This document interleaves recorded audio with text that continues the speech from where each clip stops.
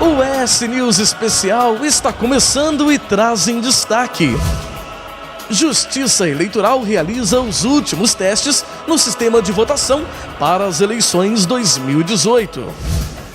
Terminal de Taparica permanece interditado e gera transtornos para passageiros na Grande Vitória. Cafés especiais. A qualificação da cafeicultura capixaba. Preço das sacas podem chegar a R$40 mil. E no estúdio, você confere uma entrevista com o ex-secretário de Estado de Direitos Humanos, Júlio Pompeu. O ES News Especial já está no ar. Técnicos de 9 estados estão reunidos no Espírito Santo para testar cada detalhe relacionado ao processo de votação, da urna eletrônica aos aplicativos que apresentam os resultados em tempo real. Aqui o TRE do Espírito Santo está sediando nesse momento o último teste, né, que vai validar realmente se os softwares que estão sendo preparados para a eleição estão prontos. Desde a preparação até a divulgação dos resultados. Tudo é testado minuciosamente para que nenhum problema aconteça. O sistema foi desenvolvido pela Justiça Eleitoral para garantir segurança no dia da eleição. Este cartão de memória é o responsável por armazenar todos os votos da urna eletrônica. Ao final do dia, todo o resultado também sai nesse boletim de urna. Na sequência, também é feita uma armazenagem dos dados, do resultado, neste pendrive que é levado até o TRE. Tudo isso para garantir que a vontade do eleitor seja confirmada. Mesmo com todos esses cuidados, ainda tem eleitor que fica com o pé atrás. Eu, particularmente, não acredito em nada que é eletrônico. Eu acho que deve haver algum esquema ali que muda alguma coisa. Eu não confio plenamente, não. Eu, particularmente, não acredito muito. Acredito que tem como, sim, furar esse software aí. Do jeito que está atualmente, eu acredito que não. Possa, sim, existir fraude. Mas a Justiça Eleitoral garante: o sistema é muito seguro. Nós temos 22 anos de uso da urna eletrônica. A gente compreende que nos últimos anos houve um acréscimo muito grande de dúvidas sobre esse processo. O eleitor pode ficar absolutamente tranquilo que a vontade dele registrada na urna vai ser o resultado final divulgado pela Justiça Eleitoral. O terminal de Taparica, em Vila Velha, já está interditado há mais de uma semana e permanecerá assim por tempo indeterminado. Um laudo apontou problemas na estrutura e riscos para os cerca de 45 mil usuários que passam pelo local todos os dias. Nesta semana, engenheiros do Conselho Regional de Engenharia e Agronomia estiveram no local para uma visita técnica. Viemos hoje, numa primeira análise, reconhecer aqui para que a gente possa formar uma opinião e ajudar o Estado com o nosso aparato técnico. A visita foi realizada em parceria com a Comissão de Infraestrutura da Assembleia Legislativa do Estado. Já oficializaremos ao IOPS para que ele não dê todo o material que eles têm lá no arquivo, para que o CREA possa, na maior brevidade possível, apresentar um laudo e um parecer técnico para que nós possamos, a partir daí, dar uma resposta para o governo do Estado junto à Secretaria de Transporte, que é quem alcança a CETURB e o próprio IOPS. Com a interdição do terminal de Taparica, os ônibus e os passageiros estão sendo realocados para outros terminais aqui do município. E aqui no terminal de Vila Velha, olha só a situação. Os ônibus estão precisando ficar estacionados no meio da rua. Já estava dentro do previsto, porque nós sabemos que nos dias úteis são aproximadamente 50 mil usuários no terminal de Taparica. Com esse deslocamento haveria esse desconforto, mas nós estamos fazendo o máximo possível para minimizar. O governo do estado disse que vai acionar a justiça para processar as empresas responsáveis pelo projeto do terminal. O laudo nos permite cobrar tanto da empresa de projeto quanto principalmente da empresa de obras que construiu as falhas que foram cometidas. E a gente vai fazer isso. Esse é o ponto que eu digo que a gente tem que preservar o erário, né? Uma vez que uma falha foi cometida, ela tem que ser cobrada. O terminal de Taparica foi inaugurado em 2009 e custou R$12 milhões. Por enquanto, ainda não há prazo para o início das obras de reparo e para a retomada do funcionamento do terminal. Muito bem, você está aí acompanhando as notícias que tiveram maior destaque nessa semana. E agora aqui no estúdio, o assunto é direitos humanos. Vamos falar um pouquinho também sobre o sistema político brasileiro. Nosso convidado é o ex-secretário de Estado de Direitos Humanos, Júlio Pompeu. Júlio, bem-vindo ao ES News. Um prazer. Prazer recebê-lo aqui para a gente conversar um pouquinho, e a gente já abre a entrevista falando um pouco dessa área de direitos humanos, que é uma área de militância sua já há muito tempo, né? Em especial no governo do Estado, assumindo a secretaria também, mas uma militância que já vem de tempo, ainda como professor da UFES também, não é verdade? Assim, minha atuação na área de direitos humanos sempre foi muito mais aquela de promover direitos humanos. É porque tem criou-se um jargão para as formas de atuação dentro da área de direitos humanos, né? Promover direitos é você esclarecer as pessoas do que são direitos humanos, da importância deles, de como eles podem avançar, né? E tem a defesa dos direitos humanos, né? Que efetivamente você lutar contra os retrocessos, né? De ir à rua, passeata e tal. Eu nunca fui muito assim de ir para a rua. Assim. Com essa militância de rua, né? O meu papel acadêmico. Sim. Mas que é muito importante, sobretudo nesse momento que a gente vive, em que direitos humanos se tornaram sinônimo de proteger bandido. Nunca foi, quer dizer, uma coisa tem que deixar clara, quem comete crime tem que ser preso por uma questão de direitos humanos. Claro. Para defender direitos humanos. Quem mata, né, quem tira o patrimônio de outra pessoa, está violando os direitos humanos daquelas vítimas. Agora, por que eu acho que isso aconteceu? Por que houve essa inversão, esse estereótipo em torno de direitos humanos? Porque você tem um Estado brasileiro que não consegue dar respostas a necessidades básicas. O dia a dia de boa parte da população é mandar o filho para uma escola na qual ele não acredita que essa criança vai ter futuro, é ir para um hospital público, num périplo de filas longas, dificuldade, para tentar conseguir saúde, um transporte público, que às vezes parece indigno para transportar gado, mas está transportando gente, né? Então, assim, ele vê uma injustiça social, sendo honesto, muito grande.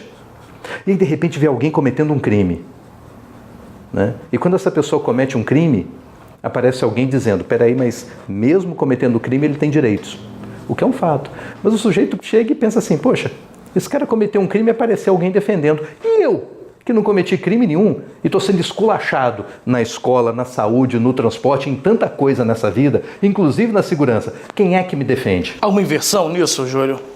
Ele sente essa inversão, né? Então, assim, há uma série de temas, de uma pauta que é muito ampla, mas que muitas vezes acaba não avançando por conta de estereótipos, de reações ideologizadas, muitas vezes, né? Sabe assim, outro dia eu estava vendo José Mujica, que foi presidente do Uruguai, que é um cara de esquerda. Ele disse uma coisa que ele tem toda razão, quer dizer, as ideologias do século XIX, em torno das quais boa parte da militância de esquerda e de direita giram, não dão respostas para os problemas concretos que nós temos no século XXI. Sabe? Marx é um baita autor, mas ele não tem resposta para os nossos problemas de comunicação do Facebook, com ódio nas redes. Uma outra geração, né? Quer dizer, é outra coisa, é outra geração, outra vibe. A gente tem que... É sempre bom nós aprendermos com os gênios da literatura, da sociologia, da filosofia, da política, mas, sobretudo, não achar que as soluções que eles propuseram para cenários do século XIX são viáveis em cenários do século XXI. Tudo mudou. Provavelmente, se esses gênios estivessem aqui hoje conosco, convivendo dos nossos problemas, nos dariam outras soluções, né? O nosso papel, e na área de direitos humanos, o papel da promoção de direitos humanos, em boa medida, é lembrar que, olha, os tempos são outros, né? E como saltar daqueles referenciais, daquelas boas ideias, das boas inspirações que vêm dos séculos XIX e outros passados já há mais tempo, né? O que isso pode nos dar de ideias para resolver os problemas hoje, mas a reprodução literal não funciona. sabe? Assim, é outra coisa, outro Fica mundo. uma coisa muito na área ideológica e pouco prática, né, Júlio? Agora, você cita alguma dessas áreas que muitas vezes precisam ser discutidas e rediscutidas para mudar essa realidade.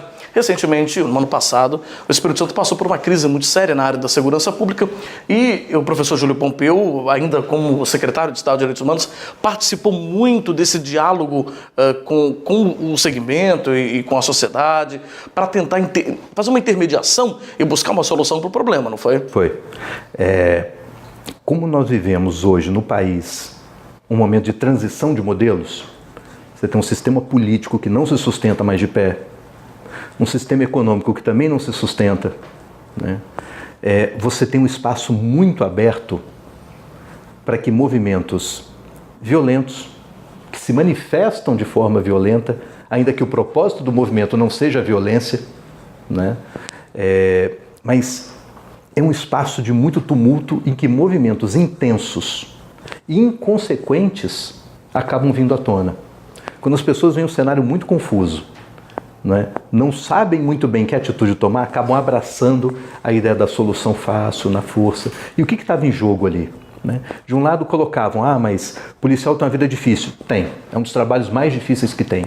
O policial ganha pouco. Ganha pouco. Merece mais? Merece. Mas a questão aqui não é mérito, é capacidade. No meio de uma baita crise econômica, manter a estabilidade é fundamental. Isso não tem nada a ver com direita ou esquerda, porque sem estabilidade econômica você não faz política nem de direita nem de esquerda, você não faz política nenhuma, Quando você, na sua casa, quando tem dinheiro sobrando, você pode escolher onde botar o dinheiro. Aí entra a questão ideológica, é a escolha. Como é que nós orientamos a escolha? Agora, quando está faltando dinheiro para pagar a conta, aí muda. Aí não tem escolha. É conta, é cobrador, é a luz que corta, então tem que botar a luz de volta. Você deixa de ter capacidade de fazer política, de escolher o seu futuro e é levado a reboque. Era isso que estava em jogo ali. E no meio do desespero, no meio da falta de investimentos, no meio da crise econômica, das duas uma. Ou as pessoas caminham juntas em torno dessa pauta que nós batíamos, temos que ser responsáveis com as contas, é preciso ter aumento? Como? Para todo mundo, na hora em que der. Porque senão virá uma discussão de quem é mais importante, o médico, o professor, o policial, quando na verdade todo mundo é.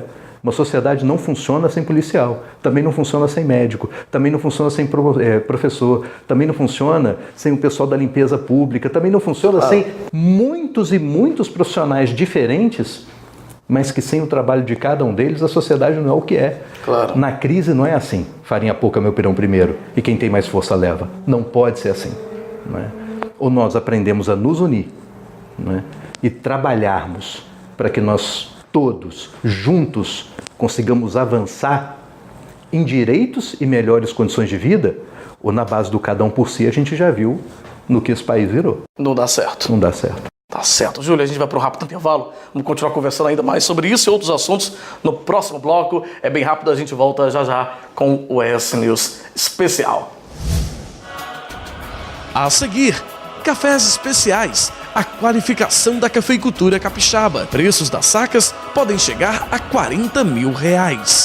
O ES News Especial volta já.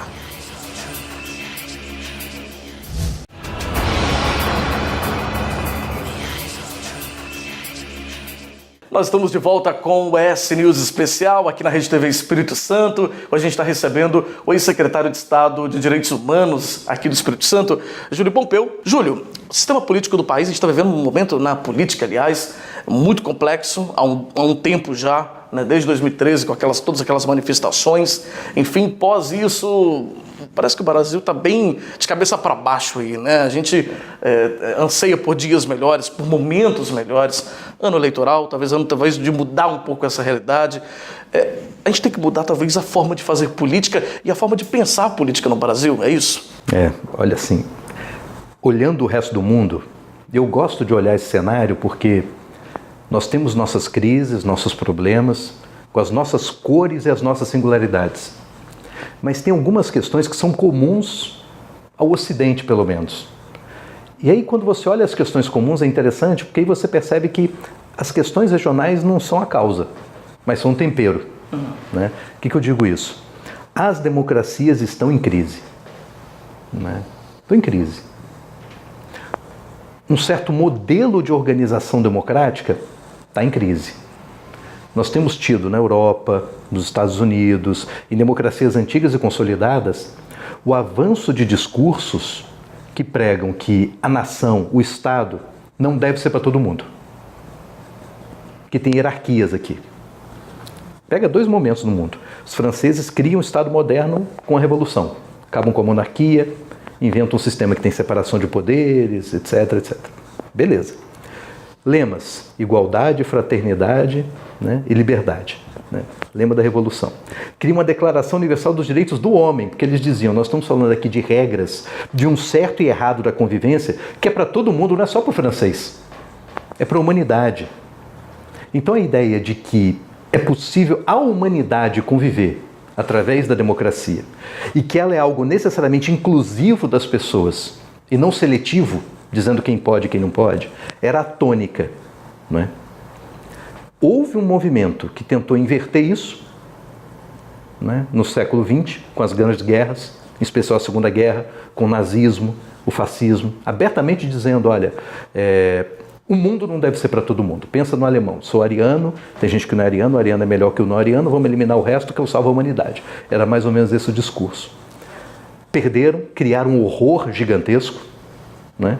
Uma Europa ressentida tornou-se muito avessa a discursos de exclusão de gente, mas parece que a memória passou, né? As dificuldades das democracias de lidarem com os problemas econômicos e sociais, como nós temos também, não é?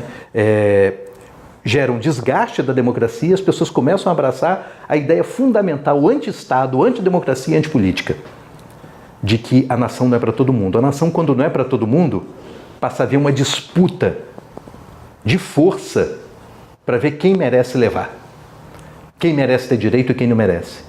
Não é? É esse o momento que a gente está vivendo. Quanto mais a força entra, menos a política tem chance. Quanto mais a política é desmoralizada, mais a força predomina. Isso no cenário mundial. No nosso, quais são as cores e os temas que singularizam? A gente está vendo a Operação Lava Jato, etc, etc. O que ela trouxe à tona? Um modelo de como a nossa nação, o varejo da política se organizava. De um lado, uma elite empresarial que não é liberal, porque não quer concorrência, que é monopólio. Sim. De outro lado, uma elite política que não quer democracia, porque não quer sucessão no poder, quer se perpetuar. E que garante a perpetuação com aliança com grandes grupos econômicos. E com o sistema, né? Com o sistema. Você paga aqui a minha eleição, cara, uma fortuna, né? Que depois eu, quando for governar, privilegio você mantendo seu monopólio.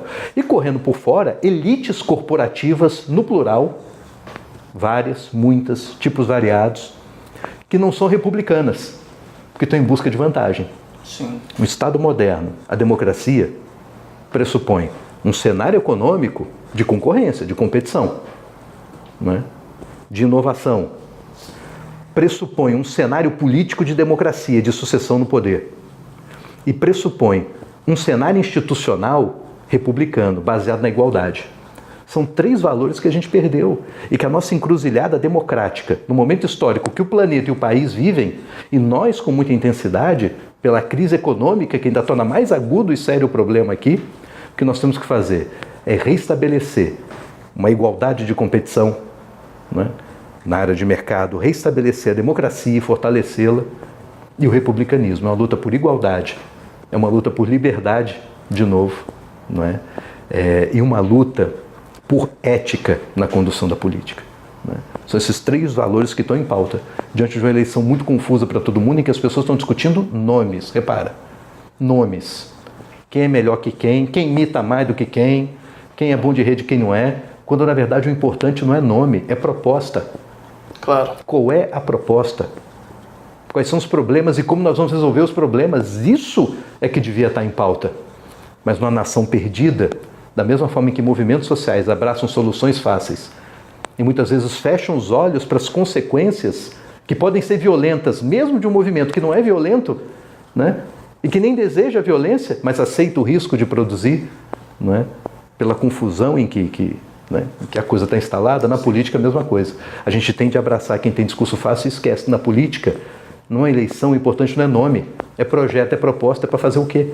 Júlio, infelizmente o tempo já está no finalzinho, mas antes, a gente não pode deixar de comentar isso, o tempo já bem no final, você é pré-candidato nessas eleições. Vou tentar, né? Estou me colocando aí nesse movimento de renovação, né?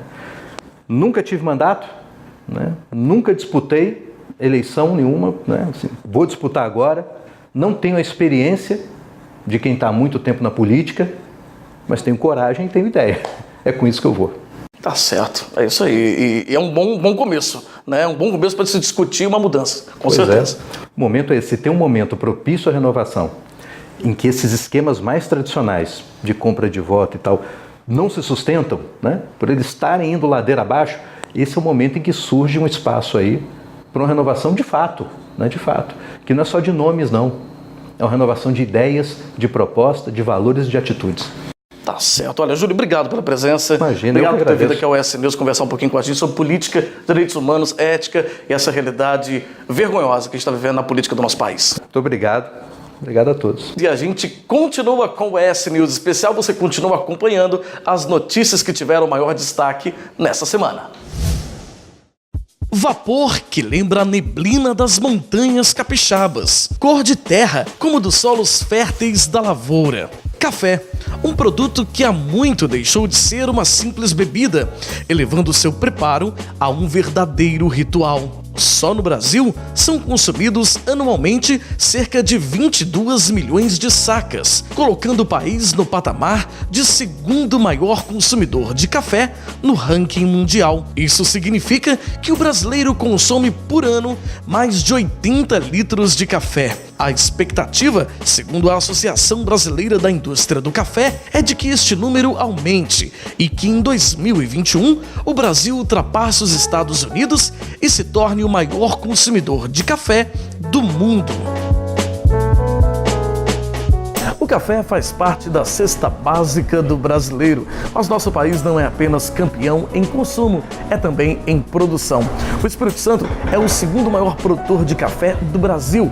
Aliás, se o estado fosse um país, ele seria o segundo maior produtor mundial da bebida. E como a exportação tem crescido, o consumo também crescido em todo o mundo, o Espírito Santo somente em junho desse ano já superou tudo o que foi enviado para fora do país no ano passado. No entanto, o presidente da Federação da Agricultura do Espírito Santo vê com cautela esse resultado. Ele acredita que, mesmo sendo positiva a superação dos estragos provocados pela crise hídrica, que prejudicou drasticamente a produção cafeeira capixaba em 2017, o valor da saca pode não bancar os custos da indústria, já que o volume de oferta no mercado reduziu o preço da commodity. As commodities, de um modo geral, no mundo inteiro, estão em retração de preço. Precisa ter mais ações, assistência técnica, que garanta que esses produtos não só cresçam de qualidade, como agreguem valor. É o que também acredita este especialista no assunto, que vê na qualificação do produto e especialmente na produção de cafés especiais de alto padrão a forma ideal de agregar valor à bebida e, ao mesmo tempo, atender uma crescente demanda do mercado. Quando a gente vende café Rio, um exemplo, de 380 a 400, um café especial pode valer 2, 3, 4, 5 mil reais o saco de café. Ou seja, realmente, quando você tem essa pegada do café especial, esses nichos de mercado, consegue agregar valor e dar uma moldura diferente ao trade do caso específico dos cafés especiais. E para conhecer alguns dos cafés especiais capixabas, viajamos até Pedra Azul, em Domingos Martins, cidade das montanhas capixabas, que fica a 90 quilômetros da capital, Vitória. Encontramos a fazenda Camocim, que há 20 anos se dedica ao plantio e beneficiamento de café arábica orgânico, com manejo diferenciado para garantir uma bebida de qualidade ultra superior. Aqui foram aplicadas técnicas de plantio sustentáveis, como a biodinâmica e a arborização dos cafezais. Uma das estratégias adotadas aqui nesta fazenda de café na região serrana do Espírito Santo foi essa árvore, uma espécie canadense, conhecida como maple, liquidamba ou mesmo bordo. Durante o verão, ela produz sombra, protege os pés de café. E no inverno, que é nessa época em que nós estamos, ela perde as folhas, permitindo luminosidade para os pés de café. E mais do que isso, as folhas que ficam no chão servem como matéria orgânica. A fazenda Camocim, ela é totalmente orgânica. É claro que não é por ser orgânico apenas ele vai dar um café bom, mas pelo cuidado que a gente tem com a planta, com o solo, com tudo, com o meio ambiente em geral. Apesar de todo esse cuidado acabar por limitar a escala da produção, os microlotes que saem daqui somam valores bem expressivos. Para se ter uma ideia, no último ano, uma saca de 60 quilos do café produzido nessa fazenda foi arrematada pela bagatela de R$40 mil, preço quase 100 vezes superior ao que se paga numa saca de arábica comum. Esse café, que também é produzido aqui na fazenda Camocim, foi eleito o melhor café natural do Brasil. Numa escala de 0 a 100, ele conquistou 94 pontos, que para entendedores de café é um número muito elevado. A espécie é o Catucaí-açu e é uma das particularidades, olha só, é o tamanho do grão. E se você pensou que estes são os únicos cafés especiais que saem dessas lavouras, está muito enganado. Uma outra variedade pra lá de curiosa também tem conquistado o paladar dos consumidores mais exigentes. Você já ouviu falar do café Jacu? Olha, caminhando aqui pela fazenda Camocim, a gente acaba de encontrar um do produto mais famoso da fazenda, que é a partir do cocô, das fezes, do jacu, uma ave nativa da Mata Atlântica e muito comum aqui nessa região. Como que funciona esse processo, hein, Rogério? Pois é uma ave que entra na lavoura na parte da manhã ou na parte da tarde, durante o dia não, porque é muito quente. Ela seleciona os melhores grãos da planta, come e faz esse produto aqui. Ou seja, a partir daí dá origem a uma bebida que é famosa no mundo inteiro. Sim, a bebida é uma das melhores bebidas do mundo. No beneficiamento, todo cuidado para garantir a máxima qualidade. Seja com o café do Jacu ou com os demais plantados aqui, o processo de secagem acontece em estufas, com temperatura controlada e respeitando as especificidades de cada variedade e o tempo necessário para que os grãos nunca precisem passar pelo secador mecânico. E depois de pilados e torrados, eles ainda passam por avaliações laboratoriais. Depois de conhecermos todo o processo de produção desse café tão premiado, é aqui a última etapa, onde ele é provado e aprovado. Daqui segue para as melhores cafeterias do mundo para agradar os paladares mais exigentes.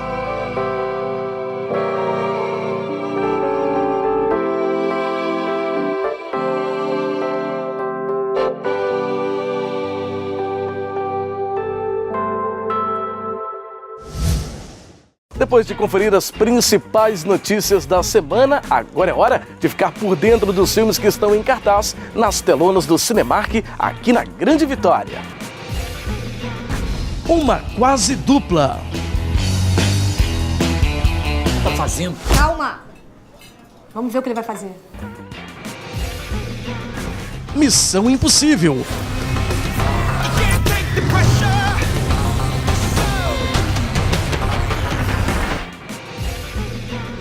Hotel Transilvânia 3, Férias Monstruosas. Surpresa! Oh, não! Sai! Arranha-Céu, Coragem Sem Limite.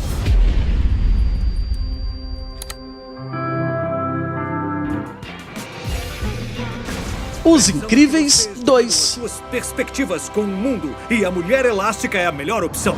Melhor que eu? Homem-Formiga e a Vespa.